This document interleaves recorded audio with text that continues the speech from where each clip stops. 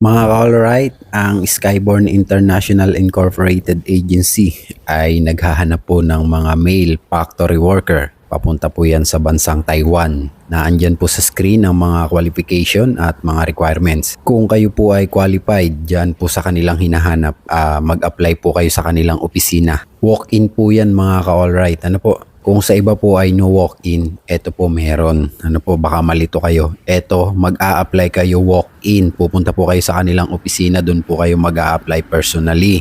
Wala po silang online application. Ano po, kaya pumunta na po kayo mga ka-alright. Ano po, at baka sakali po ay kayo'y matanggap dito sa hinahanap nilang ito. Good luck sa inyo mga ka-alright at sana'y maselect kayo ng employer. Kung nagustuhan nyo po ang maikling video na to, paki-heart and share nyo po. Paki-comment na rin po kung nasaang lugar kayo para malaman ko po kung saang lugar nakarating ang video na to. Ako nga po pala si Alright PH, ang inyo pong warehouse worker dito po sa bansa